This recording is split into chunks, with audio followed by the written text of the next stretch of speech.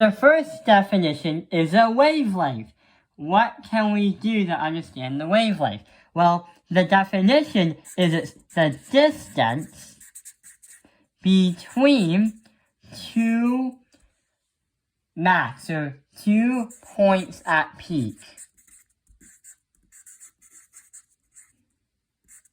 So what that is saying is, if we understand the distance between 2 points at peak, that is saying that if I go from here, this is the max part of the wave, where it goes up before it goes down. This is called the crest. And if we compare with the other crest, this right here is going to be the distance between the two crests. That's the wavelength. If we go from here to here, this is the distance between the two crests. That's the wavelength.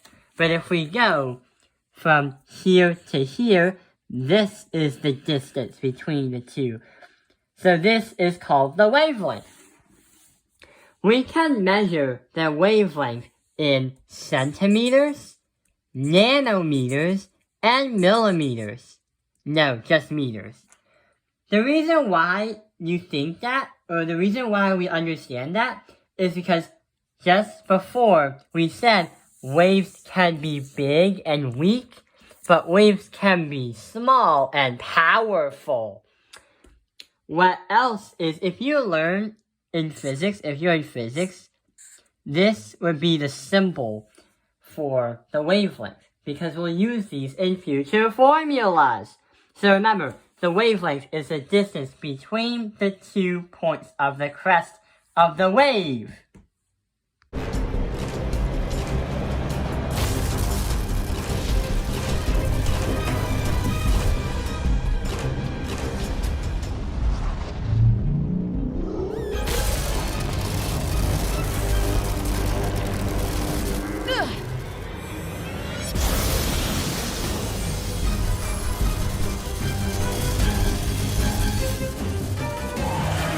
Sometimes you'll say the wavelength, for example, is 1 times 10 to the negative 18th meters. That is a very small wave. Well, you can't see waves.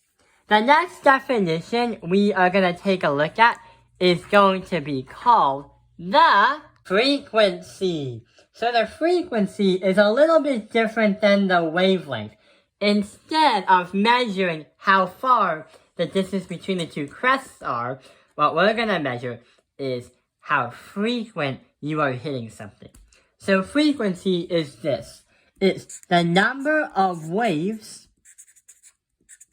that pass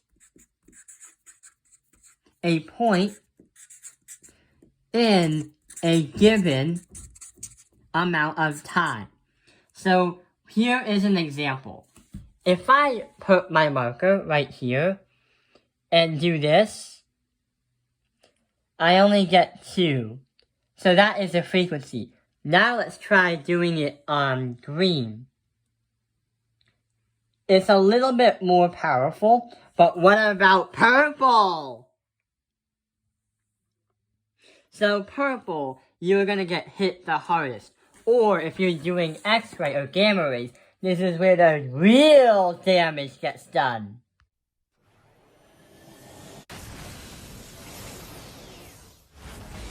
Get in there and provide backup. Heads up, the enemy fleet's closing in on our position. Do a barrel roll.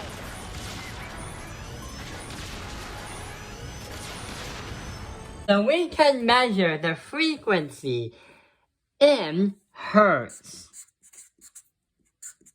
So it's saying the frequency is how much power the wave has. How many waves are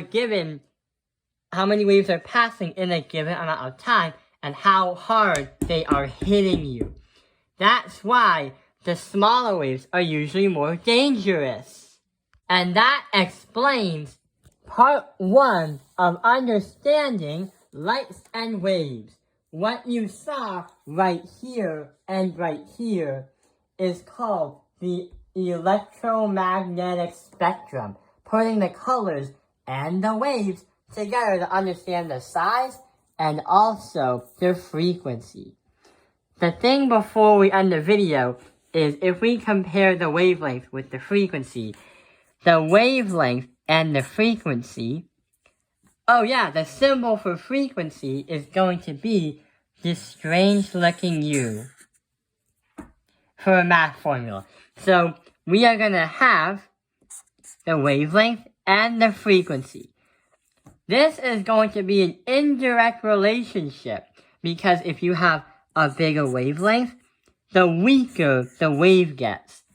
See, like this one. Or if I have a smaller wave, the more powerful the wave gets, like this one. I hope this video has helped you understand light and waves. Thank you for watching Top Opinion Lights the Math Industry. Like and subscribe.